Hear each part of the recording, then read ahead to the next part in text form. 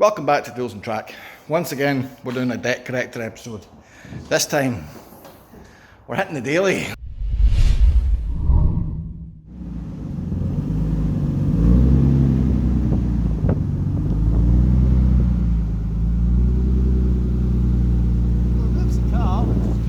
Yeah, I'd take it in the block, mate. So just to pick up on the last episode, the misfire was gapped rings. Gapped rings? Gap rings. Gapped plugs. Gapped something. There was gaps. No, I'll just run with it. Yeah, but 0.55 from 0.80 seems an awful narrow gap to me. But there we go. So the internet, i.e. SKYLINE people said 0.55. We gapped them at 0.55 and it's right. So since then we have changed the clutch master cylinder because that had plenty to do with a car landing on it. Yeah. But there we go. And now that we have done the said change, I'm just going to check this fluid because The fluid should go. that's fine. So fluid's alright, but it was a bit weak. So what I've done is jump underneath and adjust the plunger because I think there's a lot of dead zone in that. So we'll put Craig in it and see if he's happy. Yeah. I honestly did not think for a second that would be. There we go. Always remember to adjust your pin when you put a new clutch master cylinder in. Yeah. Right. So remember when we spent lots of time putting this car together? Somebody's going to take it apart again. This is 5 minutes worth of driving, and what happens at the end of this is that gets sold and this gets bought. It's not. Giving the car to Viking Stig without it being finished is always a bit of a, concern. Why do I think you'll never like any of my cars? I don't know. It's comfy. It is, isn't it? It's nice. It suits you. It's just such a nice GT. I get the GT thing. Yeah, it cruises along lovely. It's nice. See, taking that on a long tour, it'd be amazing. Even with coilovers, I still think it's nice. That's on coilovers? That's on coilovers, yeah. Japanese coilovers. See, as a boy growing up and you're into Japanese, or fast cars and Fast and Furious, you just assume all Japanese cars are the same. Raw, loud, obnoxious and uncomfortable. Like, Evos and Apprentices sit in that category. This doesn't. Yeah. It's just a wee bit nicer and a wee bit more comfortable, and that is just lovely. Skylines and Supras, man, it's the pinnacle of Jap stuff. Yeah. I can't wait to buy it after. Yeah.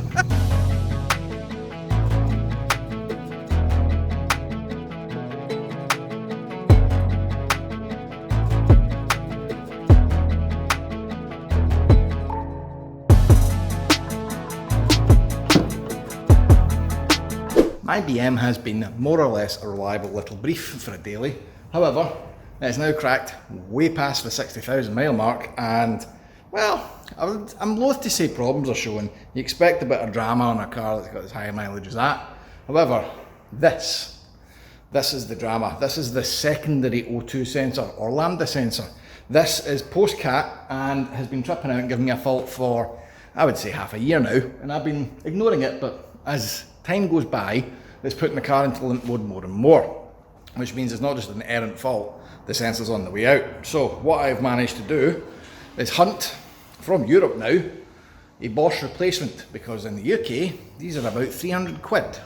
This, hopefully if it's the correct one, was 60.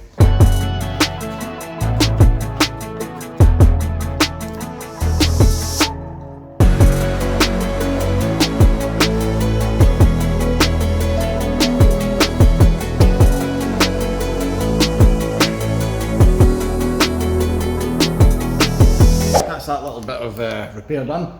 Next, a little bit of maintenance. I'm going to chuck an oil change in this just because it's in the air. We've got about 3,000 miles until it's due, I might as well. I like to keep quite, especially being a diesel, I like to really keep quite on top of the oil changes in this. Diesels live on, well, any engine lives on, but diesels really do. So I like to maybe keep it about the 10,000 mark rather than the 12,500 that BMW recommends. So as we're pushing to 70, time for another 10k.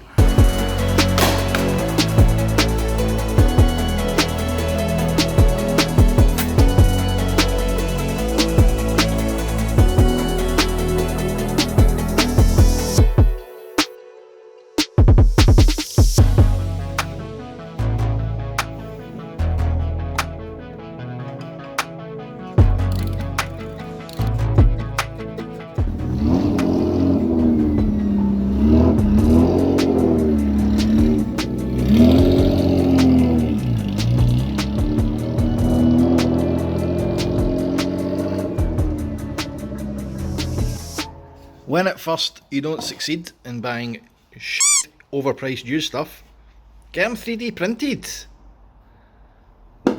Although, you know. Yeah, we need to cut this out. Yeah. So how are these meant to fit? Oh, they just clip in around Yeah, and then there's a screw. So see where that line is there, we follow that and cut the rest out. That's just for obviously so it's got something For to locating go it. Got you. in. And then Got you. In other news, shuffling that. brand association. Tell folks why you bought that. Because I wanted the can.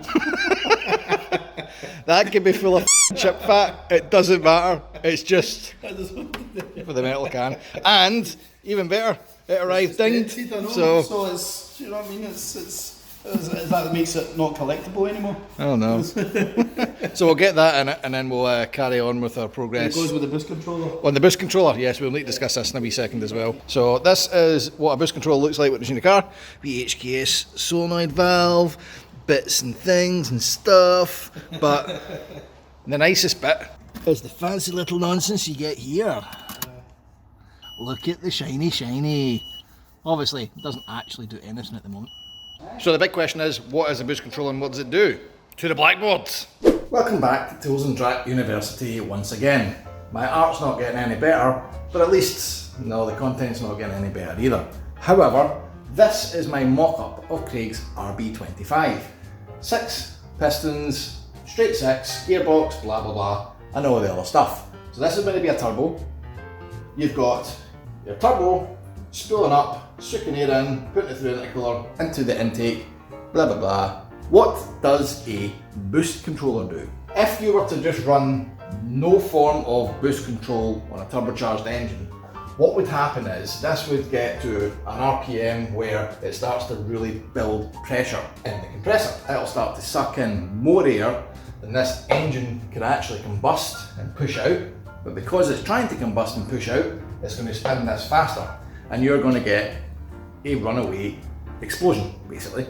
Because what will happen is the only thing that can go, if this is constantly combusting more pressure than it can get rid of, is a rod will bend. Way back in the early conception days of turbochargers, they've obviously very quickly worked this out by exploding several engines, but what they did was create what's called a wastegate. Quite simply put, a valve that sits here. When we get to this point where this engine's starting to push more air through here than it can handle on the way back in, that valve opens. In essence, bleeding off the excess air straight into the exhaust and allowing the turbo to cool down a wee bit and have a manageable, controlled level of boost. The wastegate can be controlled quite simply by using a spring. Now, this is what people refer to when they say I have a 7 pound or a 9 pound spring. This spring basically acts against 7 pounds per square inch of pressure. So, that spring basically keeps this closed. Your turbo will start to build up boost or pressure up to the value of 7 pounds. Once it hits 7 pounds and goes beyond, it will throw it down a small vac line, or in this case a pressure line if we're being strictly technical. That will act against this spring, and the more it builds, the more your valve will open and the more it will bleed off. The more it bleeds off, the less your turbo can do, and therefore the less pressure it sends down this. Therefore metering your turbo, balancing it so that it doesn't put too much pressure into here.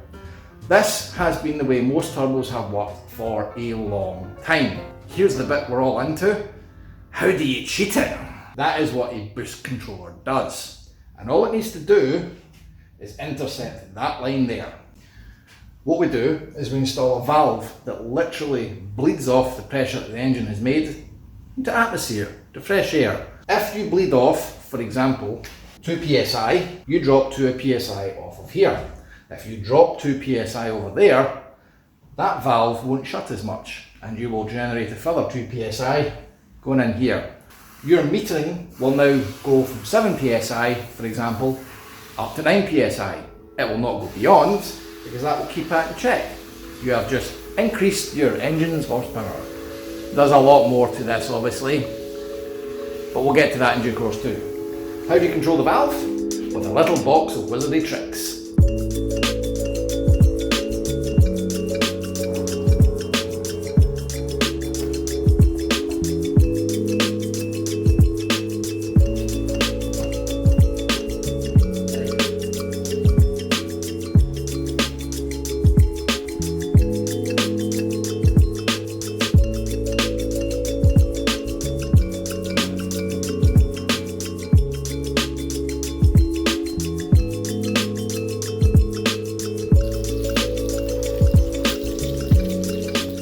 could probably do a bigger bucket for these kind of jobs.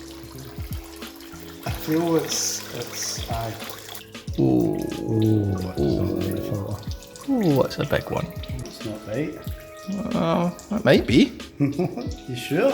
Well, you know, it's made by HKS, so it must be right. It says lots of stuff, but none of it's really... Get a wee sticker with a date on it. This might be one of these ones that you actually get for the top. Yeah, it does look a bit get to the toppy. Straight in with the world's biggest pliers.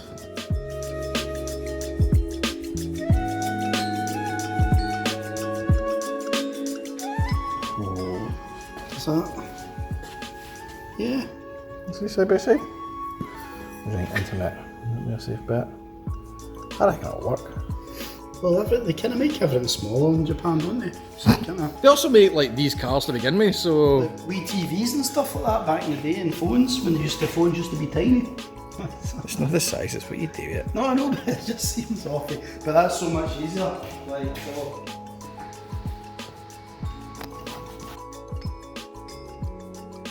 Now that we've got a bonnet on and an oil change, what's next? Overnight parts from Japan? Yes, Now, wait. for 3 weeks. 3 weeks, alright, okay. So, That is quite... I mean, I was expecting a brown box, but there we go. no, it's So just to clarify, despite the entire first episode of Mechanical Debt being around me fixing these lenses, there appears to be replacement lenses here. yeah, Well, look, instructions. instructions.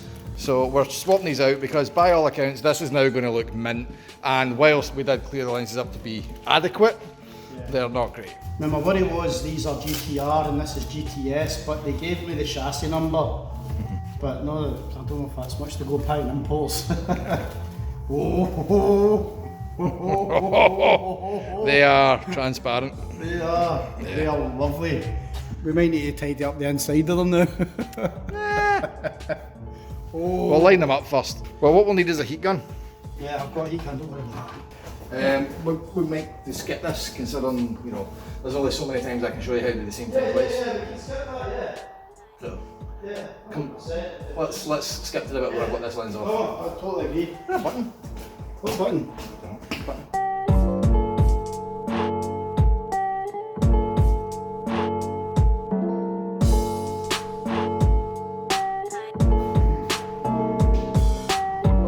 A bit of fettling You think? and some headlights. Headlights definitely.